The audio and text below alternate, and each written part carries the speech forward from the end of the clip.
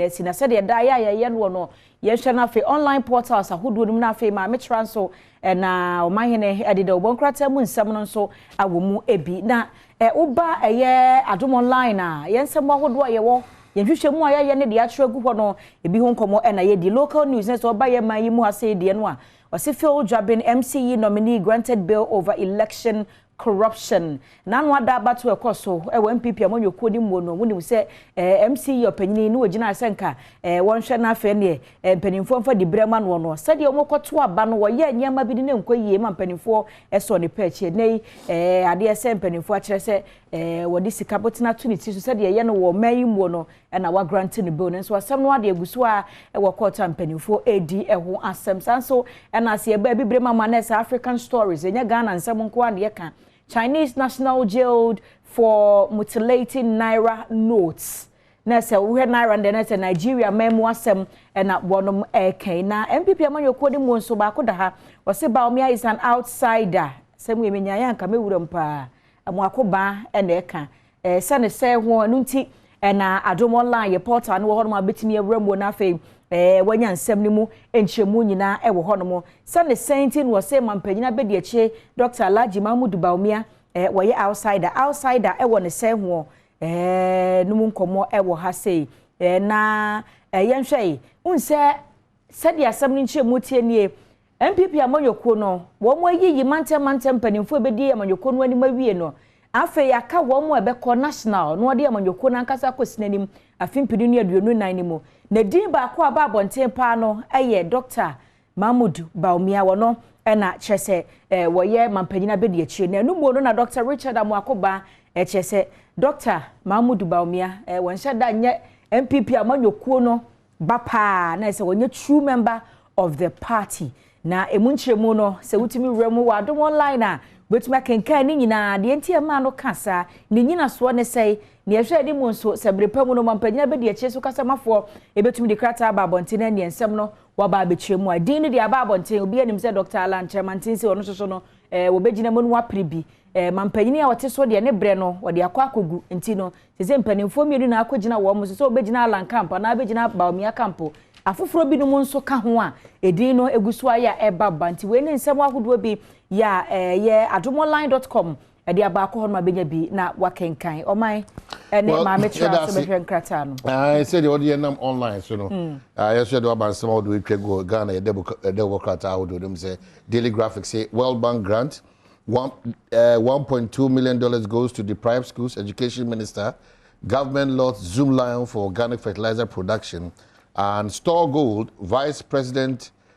tells African banks and what's and a Daily Graphic and so the aba di me the Ghanaian Times no to us na Ghanaian Times kra rasebe jamtia me hene say ho na fade no say Ghana ni okay now I say Justice Abdullah versus Attorney General SC ruling cardinal sin of judiciary bagwen observing na no lecture ye say enra wana ne nansa and na wo kase say Supreme Court to me kura me pe asem ni mu hwehwemu enfim rashebedwafo ho na obu asem no eno ne ho brofo ne cardinal sin of the judiciary. Ghanaian Times na ekasa asem na mampani abedi echenso na Cultural Bank of Ghana say wo musika okọ ye gold ho nsem no mo hwe no mo nkura bi wo memu na entumi emasika enyina omemu until say VIP task bulk to increase gold reserve to protect country from currency fluctuation and na buy so ne Zoom Lion partner de okan ye and also Ghanaian Times and so aka enti and also wasem ewo Ghanaian Times. Daily Guide the Obokata man was it lightning still victim still in limbo I know what any man say the big one Boga MP loses fight and also wasem ewo had him say and 3 nabbed over sex video flogging police bound schoolmonger gun demo and AG shreds E-Levy suit and what's them and a Daily Guide double cut so and the not sure about kuta you call myjoyonline.com now also privileges committee to serve Adwasafo with notice of meeting Kwaku Ricketts Hagan now so on say no me joy and honorable Adwasafo di nkomo no che so no kra ne nsan kakrata bi e kire say e was oba privileges committee no anim eti emunsem enie and afei was say Akufo-Addo's 19 ministers who never declared their assets ye ka na anu ada kwabrani free mu an we ba bonte na asset ho nsam aye nkomo say ne aboa no wo mu a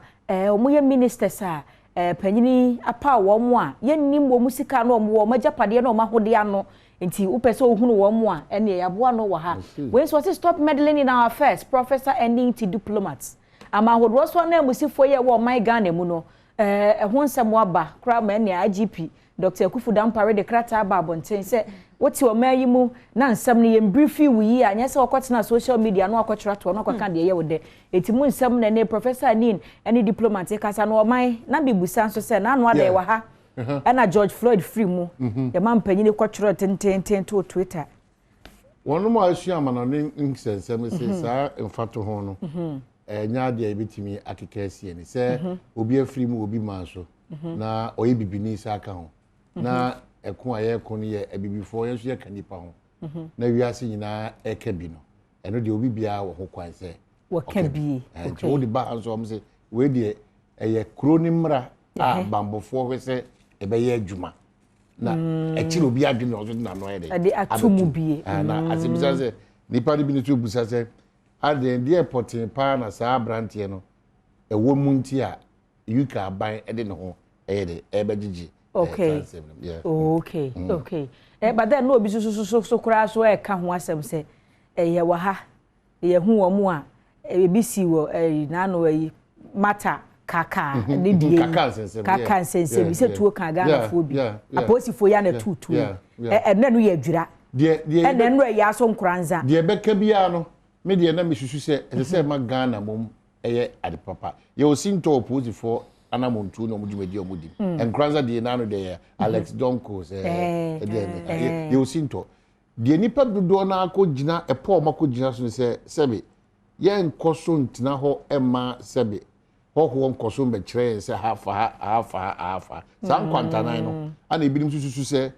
wiase amama nhie mu ne ye nkomodie mu ye okwan a ye de san nyoma no efa so enti wo nsusue mu no obi fum kukura ye mfum enga ti se commissioner no kwa no na no kopa na otra ne hye e ono dwumadi a odi ni ma na nka nsusue ni bi nsu ne se nka IGP nsu no obeje bre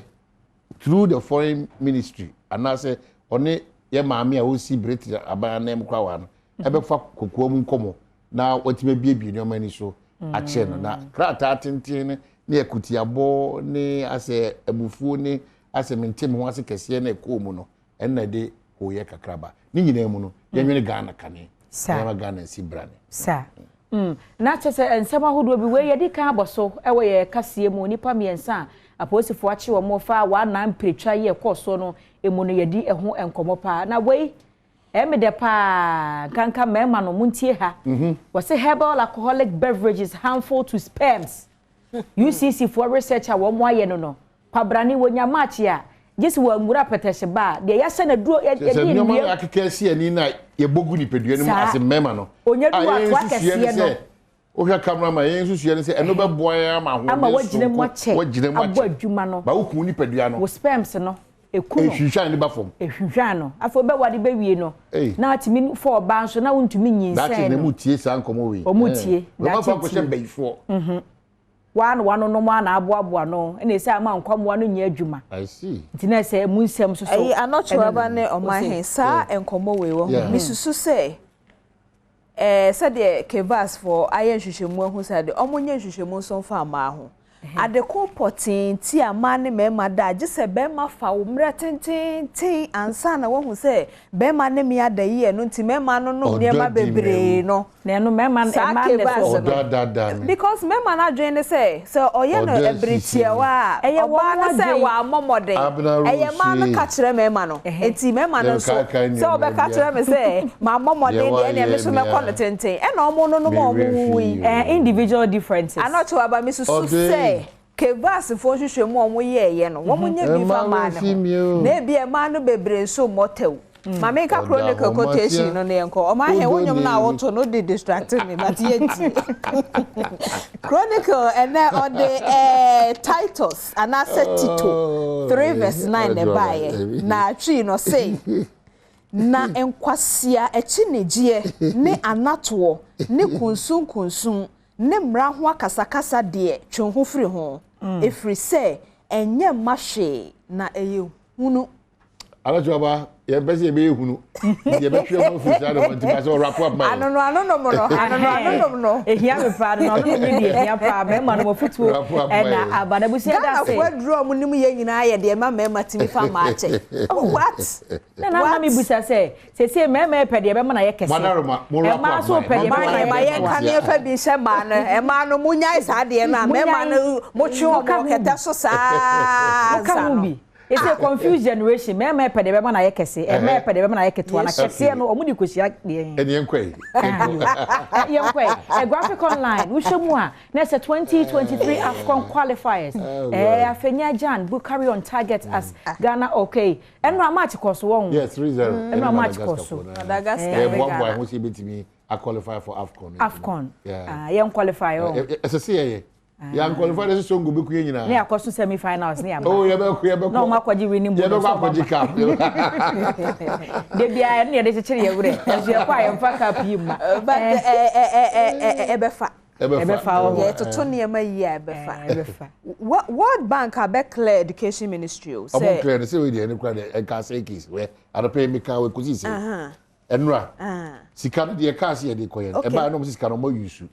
Ewi e chira fe no mo sika no da ho. Na sika no omo de be call the private schools na ebe de na all the sika Ghana Education Service for dia dia kona we no dey say we kosi say Director General of Ghana Education Service onim say sika na ba the deputy enim say sika na ba na ka make ba be si no etino ko na ka make ba be si we man ko de ka say well sika de edu ho no ma na nipa tiri mo ye bi